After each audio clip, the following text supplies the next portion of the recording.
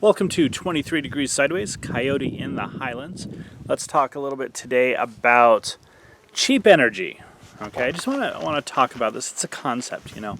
A lot of the people in the doomer crowd, the doomer optimist crowd, the global warming crowd, all of the environmental crowds, the anti-pollution crowd, which I'll acknowledge is probably my favorite of those crowds. The water crisis crowd, which is me, basically.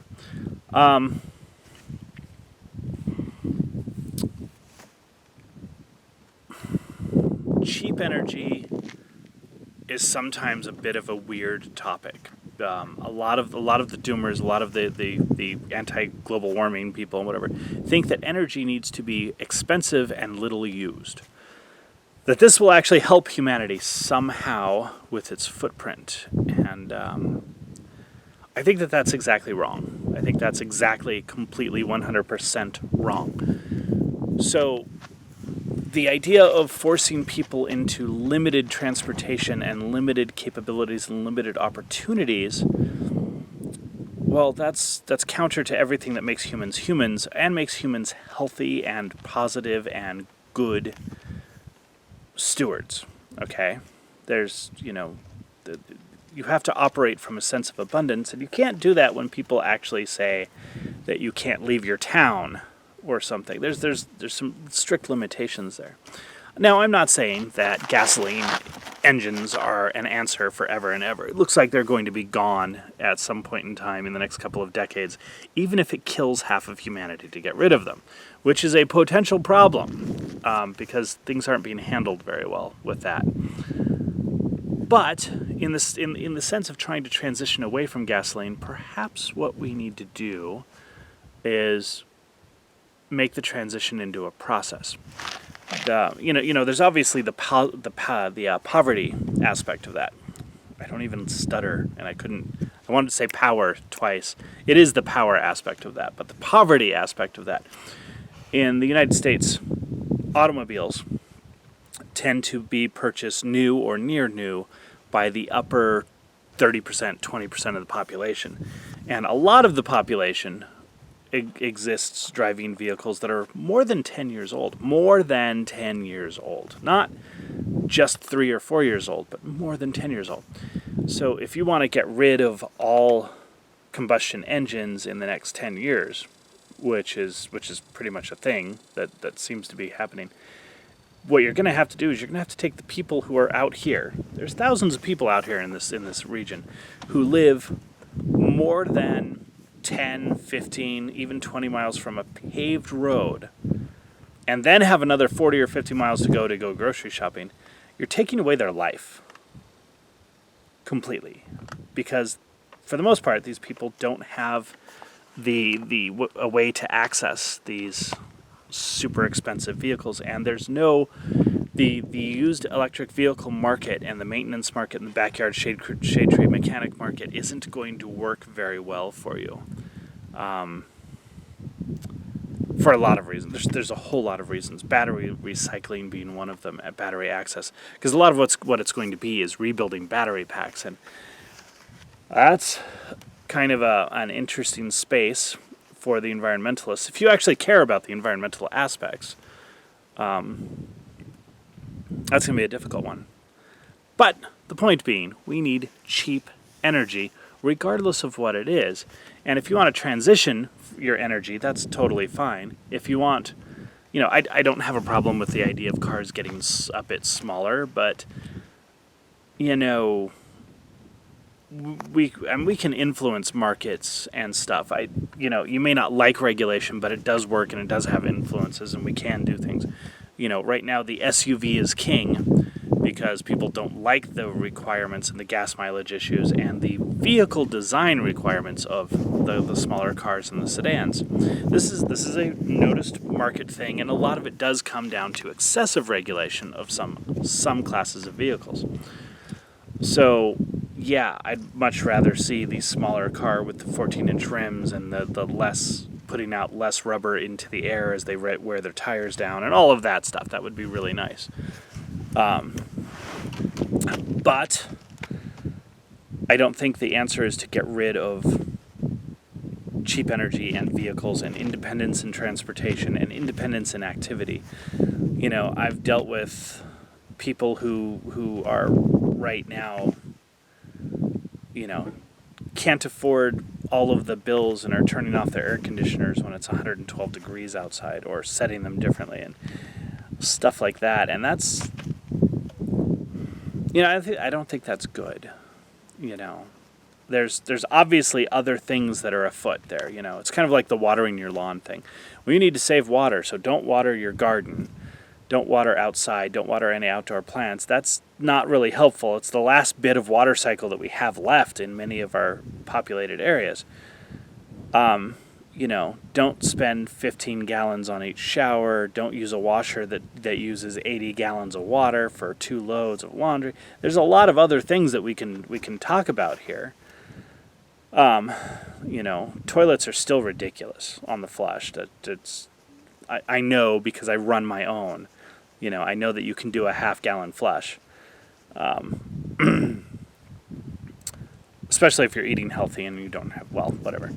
Not the topic for today. So cheap energy is important. And if you want to get rid of some of the problems, so the water thing actually comes down to like outside shade. Outside shade, even though you're like, oh, the water waste, the evil almond farmers are going to kill us all. Outside shade is a really big deal and helps a lot with keeping the energy use of an urban environment down. So there's that, You want to complain that the poor people shouldn't be using their air conditioning anyway. That's one thing to talk about. It's another thing to say, oh yeah, and this rich celebrity has a passively solar heated and cooled house that only cost $5 million. $5 million. You're not doing the right thing here. It's not going well. So we need cheap energy. I'm trying to give various examples without getting into just the basic idea that cheap energy provides higher quality of life to human beings, and human beings with a higher quality of life can be, if their governments and their media permits them, more responsible and less abusive to their environments around them because they feel more secure. And they're free from want, from the basic wants. They don't have that sympathetic nervous system response telling them that they're going to die if they don't get more stuff. This is why you see some of the people with the shopping carts with 20 shopping carts in homeless areas, that they've got this program. They're not self-confident, self-aware, self-complete. Cheap energy does in fact have an effect on that. It has a huge effect on that. So maybe the goal, instead of trying to just get rid of energy completely, maybe the goal should be to work on cheap energy solutions, or the perception of cheap energy solutions. Because here's where it gets into perception. Let's say I had a small electric car that I didn't have to do a lot of, the maintenance was going to be a no-brainer. The range was fine, the speed was fine. I could do the things I wanted, and it plugged in easily, but it was smaller. We're talking about a 1,600, 1,800 pound vehicle instead of an actual full-size car, like a Prius or something, But the licensing and the registration and the insurance is all so much cheaper also. I've been down this road with you guys before. Well, now it becomes cheaper and more beneficial and better. It becomes something better to own. It is, in fact, bigger, better, faster, more, even though it's smaller and slower, potentially, because it provides all these other benefits, okay? Maybe we should look at that. Like, cheap energy isn't just the energy itself, but it's how you use the energy. The old-fashioned, ridiculous electric stove that used 10 times as much electricity as a induction stovetop. Well, technology changes, and they're not any more or less expensive to actually produce at this point, not functionally. So that's a bigger, better, faster, more, but less energy, which makes energy cheaper. Cheap energy depends a lot on efficiency of how you use it, not just the production. So let's not aim for $8 a gallon gas. No, let's not aim for that. Let's aim for maybe some real world incentives to switch to electric vehicles. Electric bicycles and motorcycles are one of the really big ones in the United States because the laws are very different in various places. And, I think if light electric motorcycles, let's not call them mopeds or scooters because people don't like that word, but light electric motorcycles were a little easier to deal with registration-wise and everything, that we would probably switch to those a little bit more. If you had covered ones, something that was the equivalent and you could ride the same way, which means no bike lanes, but you're riding, reasonably in traffic. If we could do that with really small cars, even one-person covered vehicles with a trunk, we're starting to look pretty good. Security and theft are big issues with that. But regulation is the big issue, Regulation kills it. We need to provide incentives. One of the incentives would be to stop fucking around with the law and the legal situation and trying to fight the e-bike, e-motorcycle, e-scooter, e-car, neighborhood electric vehicle, whatever craze. Stop fighting that through regulation. Because that's what's happening. People who make cars don't want you to stop buying the cars, and they don't want to switch what they're making. Which is absolutely insane, because even GM, as bad as GM is, Ford can do this in a heartbeat. Dodge, I'm not going to talk about Dodge, they have issues. But even GM could do this. They could switch a lot of their production to lighter electric vehicles, urban electric vehicles. Top speed of 60 miles an hour, range of 80 to 100 miles an, you don't have to go super. They could switch their production pretty quick. And they could streamline it, and they could cut their costs so much, especially if they could do it with smaller vehicles having different safety standards, weight classes for all those fancy, stupid bumper things, and, simplify everything about them. They could make a lot of money, and they could sell a lot of these things if we had a way to register, license, operate them that made sense. And we don't. We try to keep them off of the bike paths and off of the road. I've had friends who've gotten tickets with e-bikes. Again, this is an e-bike thing because that's currently, there are not a lot of covered vehicles for this.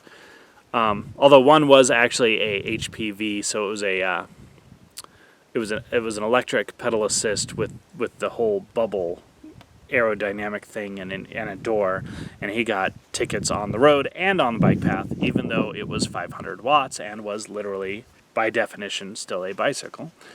But I've had friends who've gotten tickets on the road and on the bike paths in the same vehicle because there's these gray areas and no one knows what's going on.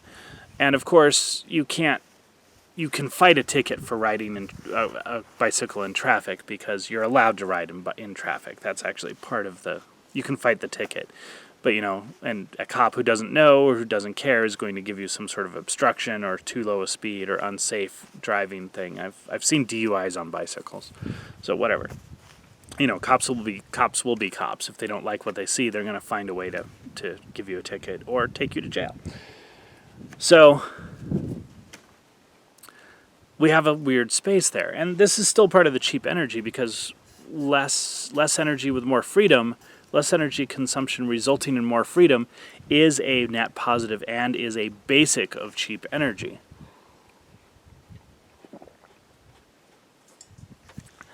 And that's about it. That's really all there is to this video. It's rambling and kind of complicated, and it's hard for me to distill down what's going on. But if you're in an environmental space where you do any kind of activism, cheap energy should be one of your main goal points. Making it easier for people to heat and cool their houses practically. The poor people, the people who aren't going to get $10,000 new insulation double walls, okay? People who are driving $1,200 Buicks, like, how do you get them into an electric vehicle that will be more reliable and do more for them? Because most people driving a $1,200 Buick aren't using it for road trips. Although once you get to rural areas, you need to have that 200-mile range. That's, different topics. What do you do? How do you make this something people want? And how do you make it better for them, and how do you make it cheaper for them? The way you make it cheaper for them most of the time is going to be to get rid of monopolistic regulations that enforce monopolies or large business anti-competitive practices. That's the key, all right? So cheap energy wins. Stay sideways.